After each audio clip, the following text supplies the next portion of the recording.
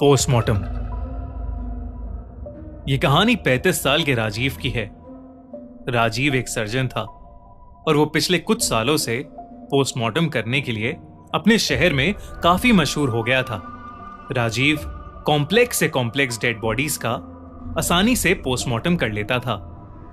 उसकी एक्सपर्टीज और कमाल के हुनर को देख शहर के सबसे बड़े हॉस्पिटल ने उसे अपॉइंट कर लिया था। राजीव को वहां काम करते करते करीब महीना भर हो गया था। वो वहां बहुत खुश था, लेकिन उसे नहीं पता था कि उसके साथ आखिरकार क्या होने वाला है। उस दिन की तारीख थी 8 मार्च 2012। होली का दिन था और सब डॉक्टर्स मोस्टली छुट्टी पर थे और इसलिए हॉस्पिटल खाली पड़ा था। पर राजीव उस दिन हॉस्पिटल में ड्यूटी पर था। हर रोज की तरह वो हॉस्पिटल आया और सीधा पोस्टमार्टम रूम में चला गया और उसने अपना काम शुरू कर दिया। उसका असिस्टेंट उस दिन छुट्टी पर था और राजीव अकेले ही बॉडी पर ऑपरेट करने वाला था। उसके सामने एक लड़की की भयानक बॉडी थी और उस लड़की का चेहरा इतनी बुरी तरह से जख्मी था कि राजीव से भी देखा नहीं जा रहा था। काफी कोशिशों के बावजूद भी राजीव को उसकी मौत की वजह पता नहीं लग पा रही थी।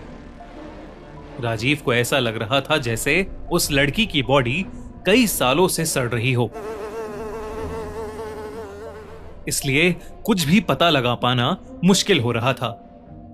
राजीव उसकी बॉडी को ऑपरेट कर ही रहा था, लेकिन जैसे ही वो उस लड़की की गर्दन के पास अपना नुकीला सर्जिकल नाइफ लेकर गया, उस लड़की की आंखें एकदम से खुल गईं। ये देखकर राजीव के हाथ से वो नाइफ गिर गया और वो तुरंत पीछे हो गया। राजीव पिछले 7 सालों से लोगों की बॉडीज का पोस्टमार्टम कर रहा था। कई बॉडीज जिनकी हालत पुलिस भी नहीं देख पाती थी, उन्हें भी राजीव बड़ी आसानी से ऑपरेट कर लेता था। पर जो उसके साथ उस रात हुआ, वो उसने जिंदगी में पहले कभी एक्सपीरियंस नहीं किया था। कुछ दूर खड़े होकर वो बस उसकी बॉडी को घबरा कर देख रहा था। उस लड़की की आंखें अब बंद थीं और वो बॉडी एक लाश की तरह बस वहां पड़ी हुई थी। राजीव को लगा कि मरा हुआ इंसान कैसे अपनी आंखें खोल सकता है, तो उसने सोचा कि शायद ये उसका वहम होगा और उसने आगे जाकर फिर से अपना सर्जिकल नाइफ उठा लिया। राजीव ने उस लड़की की गर्दन में चाकू का ब्लेड घुसाया और उसकी खाल को गर्दन से नीचे चीरने लगा। लेकिन ऐसा करते ही उस लड़की की आंखें फिर एक बार खुली और दाईं से बाईं ओर घूमने लगीं। देखते ही देखते उस लड़की की आंखों का रंग गायब हो गया और उसकी दोनों आंखें बिल्कुल सफेद पड़ गईं। इसके बाद उस लड़की के हाथों की उंगलियां और दोनों पैर जोर से हिलने लगे। ये सब देखकर राजीव बहुत ज्यादा डर गया और वो उस बॉडी से दूर हो गया। काफी देर तक उस बॉडी में कोई मूवमेंट नहीं हुई। बॉडी चेक करने पर उसकी कोई पल्स नहीं थी और ना ही उसका दिल धड़क रहा था। लेकिन फिर क्यों उसकी बॉडी मूवमेंट दिखा रही थी? एक साइंटिस्ट होने की वजह से राजीव अपने साथ हो रही घटनाओं की मेडिकल एक्सप्लेनेशन खोज रहा था। दोस्तों, हमारे नए channel the crime show by खूनी मंडे पर हम लेकर आए हैं निठारी केस की कहानी, जहां निठारी विलेज में एक के बाद एक बच्चे गायब हो रहे थे। इनके पीछे कौन सा साइको किलर था और उन बच्चों का आखिरकार क्या हुआ, ये जानने के लिए देखिए इंडिया के सबसे भयानक मर्डर्स की कहानी, निठारी कांड। वीडियो का लिंक पिन कमेंट और इस वीडियो के एंड स्क्रीन पर। इसलिए उसने उस लड़की की फाइल को फिर से देखना शुरू किया। पर जैसे ही राजीव ने फाइल खोलकर उस लड़की का नाम ध्यान से पढ़ा और उसकी तस्वीर देखी, उसके रोंगटे खड़े हो गए और वो फाइल उसके हाथ से मानो उछल के कहीं दूर गिर गई। राजीव के चेहरे पर बुरी तरह पसीने छूटने लगे। वो लड़की और कोई नहीं बल्कि राजीव की मेडिकल कॉलेज की लवर प्रिया थी। लेकिन इससे पहले कि राजीव कुछ समझ पाता, उसके गले को किसी ने पीछे से पकड़कर दबाना शुरू कर दिया। राजीव ने पीछे मुड़कर देखा तो प्रिया की लाश वहां खड़ी उसका गला दबा रही थी। कमरे में जल रही लाइट्स जोर जोर से फ्लिकर करने लगी।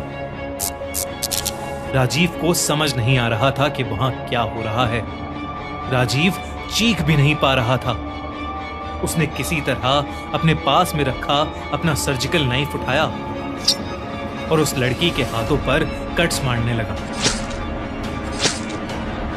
पर वो लड़की अपनी सफेद आंखों से बस राजीव को घूरे जा रही थी और उसका गला दबाए जा रही थी। देखते ही देखते उस लड़की का रूप ही बदल गया। उसके बिखरे काले बाल हवा में लहराने लगे और वो जोर जोर से हंसने लगी, जैसे उसका कोई पुराना बदला पूरा हो गया हो। ऐसा लगने लगा था कि वो कोई लाश नहीं बल्कि कोई बहुत ही भयानक आत्मा है। राजीव ने अपने आप को छुड़ाने की बहुत कोशिश की, लेकिन वो कुछ ही देर में हिम्मत हार गया और उसकी आंखें बंद हो गईं। कुछ देर बाद जब राजीव की आंखें खुली तो उस हॉस्पिटल का पीएन उसके पास एक पानी का ग्लास लिए खड़ा था।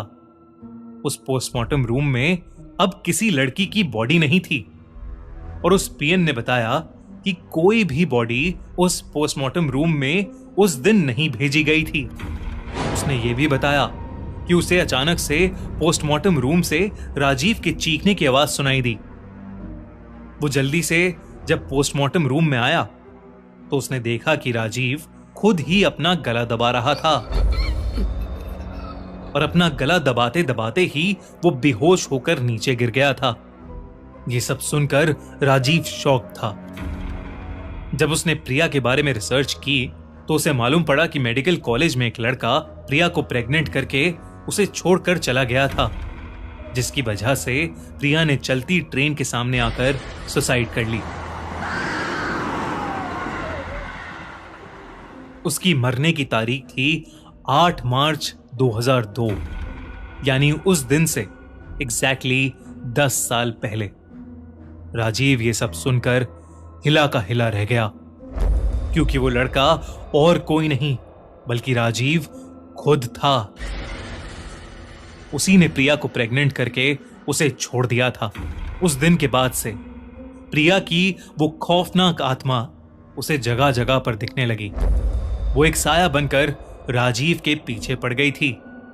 प्रिया की आत्मा राजीव को खुदकुशी करने के लिए उकसाती रहती थी और एक दिन वही हुआ। राजीव इतना ज्यादा डर गया था कि उसने ट्रेन के आगे आकर अपनी भी जान दे दी। दोस्तों, कैसी लगी आपको ये कहानी? हमें कमेंट्स में जरूर बताइए और एंड स्क्रीन पर क्लिक करके देखो हमारी नई वीडियो निठारी कांड, इंडियाज मोस्ट डिस्टर्बिंग केस।